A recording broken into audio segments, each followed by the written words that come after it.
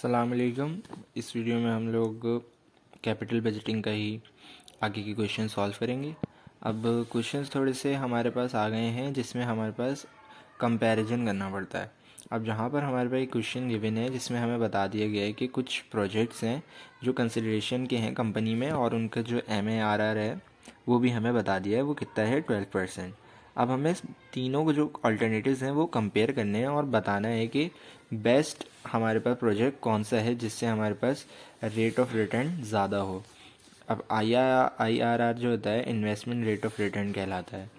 अब इसको हमारे पास सॉल्व कैसे करते हैं, ये कॉलम हमारे पास क्वेश्चन में हम लोग को गिवन होता है, जो पूरा जो हमारे पास टेबल बना हुआ है ये गिवन होता है। तो सबसे पहले सॉल्व करने के लिए हम लोग क्या करते हैं कि इसको असेंडिंग ऑर्डर में अरेंज कर लेंगे।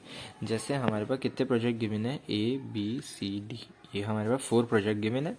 हमें बता दिया A की हमारे पास इनिशियल इन्वेस्टमेंट, B की, C की, D की, इसी तरीके से बेनिफिट भी बता दिया और यूज़फुल लाइफ भी हमें बता दी।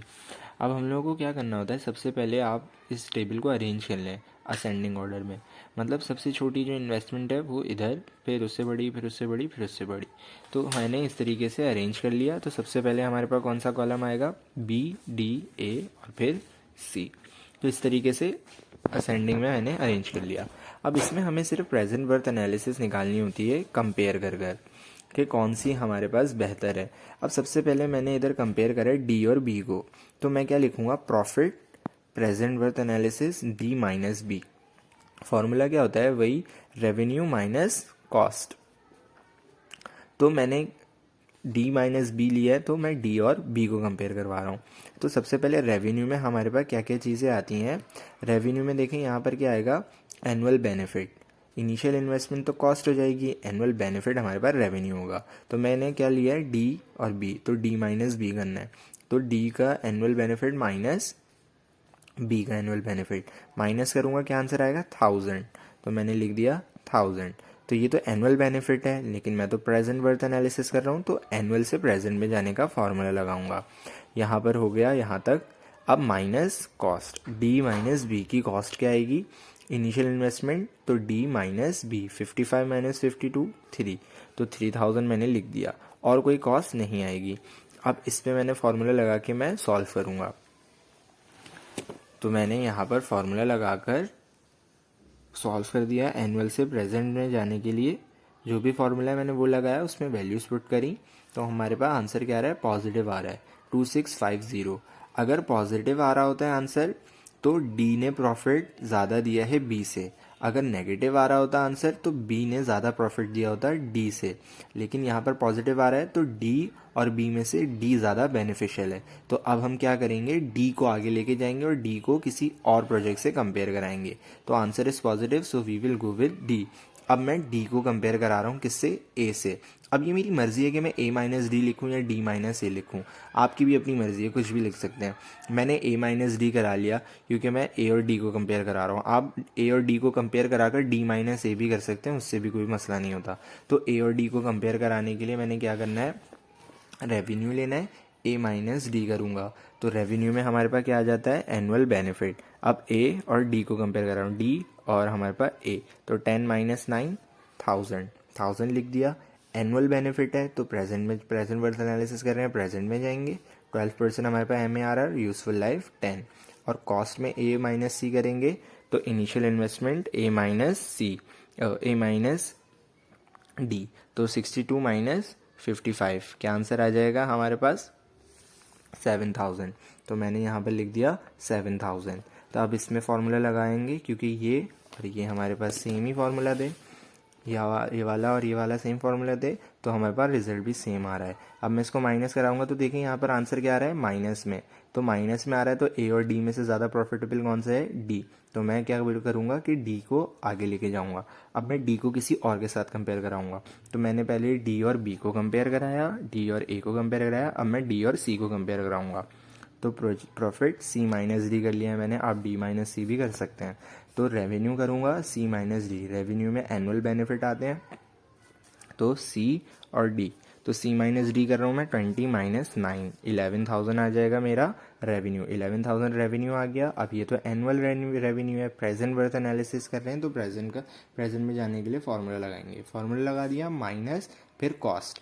अब कॉस्ट हमारे पास 95,000 कैसे आई, सी माइनस डी में इनिशियल इन्वेस्टमेंट क्या है, सी माइनस डी, 150 माइनस 55, तो 95,000 हमारे पास कॉस्ट आ गई।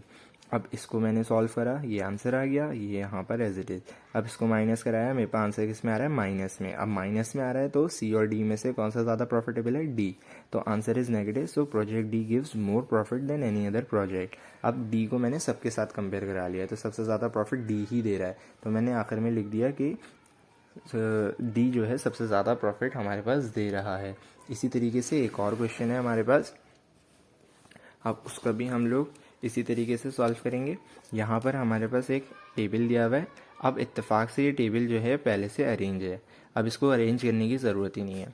तो सबसे पहले मैंने किसको कंपेयर करा दिया, बी और ए को, बी माइनस ए मैंने कर दिया। तो मैं रेवेन्यू में अब देखें यहाँ पर एक और चीज़ आ गई है, स्क्रैप वैल्यू। स्क्रैप वैल्यू भी हमारे रेवेन्यू में काउंट होती है, लेकिन स्क्रैप वैल्यू हमारे पास फ्यूचर की वैल्यू होती है, प्रेजेंट की नहीं होती।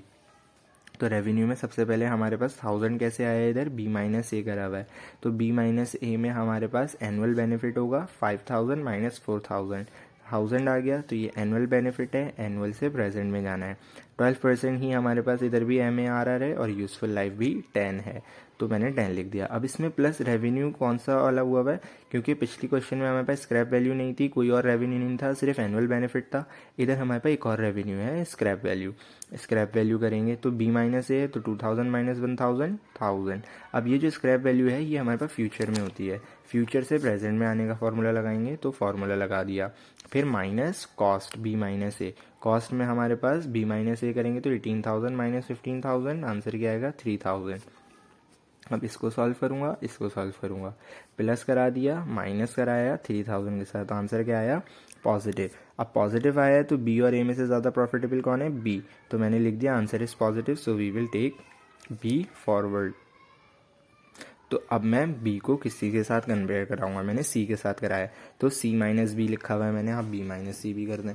तो सी माइनस बी में मैं रेवेन्यू और कॉस्ट देखूंगा, तो सबसे पहले रेवेन्यू में क्या आ जाएगा, सी माइनस बी में हमारे पास एनुअल बेनिफिट 6000 माइनस 5000, 1000, तो ये एनुअल बेनिफिट था, प्रेजेंट में चाहिए तो फार्मूला लगा दिया। फिर प्लस, अब प्लस हमारे पास स्क्रैप वैल्यू देखेंगे सी माइनस बी, तो 500 माइनस 2000, माइनस का 1500, तो माइनस का 1500 लिख दिया। अब स्क्रैप वैल्यू फ्यूचर की वैल्यू होती है, प्रेजेंट में चाहिए तो फार्मूला लगा दिया। फिर माइनस 7000 कैसे आएगा, 7000 ऐसे आएगा, सी माइनस बी करेंगे, सी माइनस बी में हमारे पास कॉस्ट देखनी है ना, तो 25,000 माइनस 18,000, 7000 आ गया, कॉस्ट इसके अलावा कोई भी नहीं है। अब इस पर फार्मूला लगाया, इस पर इसका फार्मूला लगाया, सबको सॉल्व करूँगा तो मेरे पास आंसर जो है नेगेटिव में आ रहा है, नेगेटिव में आ रहा है, तो सी और बी में से ज़्यादा प्रॉफिटेबल हमारे पास बी है, तो मैं बी को आगे लेके जाऊँगा। अब बी को आगे लेके जाऊँगा तो हमने देखें किस किस को कंपेयर करा लिया, बी और ए को, बी और सी को। अब मैं कंपेयर कराऊँगा बी और डी को, तो डी माइनस बी मैंने कर दिया। तो रेवेन्यू में डी माइनस बी में 3000 आया है, 3000 कैसे आया है, डी माइनस बी करेंगे तो डी माइनस बी में से एनुअल बेनिफिट 8000 माइनस 5000, क्योंकि ये रेवेन्यू है, रेवेन्यू में हमारे पास एनुअल बेनिफिट, तो 3000 आ गया। 3000 हमारे पास एनुअल वैल्यू है, एनुअल से प्रेजेंट में जाना है तो फार्मूला लगा दिया। फिर प्लस रेवेन्यू में स्क्रैप वैल्यू भी आएगी, तो डी माइनस बी कर रहे हैं हम लोग, तो 7000 माइनस 2000, 5000 लिख दूंगा, 5000 लिख दिया। अब ये वैल्यू फ्यूचर में है, प्रेजेंट में चाहिए, तो इधर फार्मूला लगा दिया। फिर माइनस 17,000 कैसे आया, ये कॉस्ट है, कॉस्ट डी माइनस बी, तो cost D minus B 35 minus 18, तो 17 आ जाएगा। इसका फार्मूला लगाया यहाँ पर, इसका फार्मूला लगाया यहाँ पर। अब इसको मैंने सॉल्व करा तो ये आंसर आया, इसको मैंने सॉल्व करा तो ये आंसर आया। अब इन दोनों को प्लस करा के 17,000 से माइनस कराऊंगा तो पॉजिटिव आंसर आ रहा है, पॉजिटिव आ रहा है, तो डी और बी में से कौन सा प्रॉफिटेबल है, डी, तो मैं क्या लिख दूंगा, project D gives more profit than any other project. तो यहाँ तक की वीडियो में सवाल यहीं तक था, आई होप समझ में आया होगा। Thank you so much and अल्लाह हाफिज़।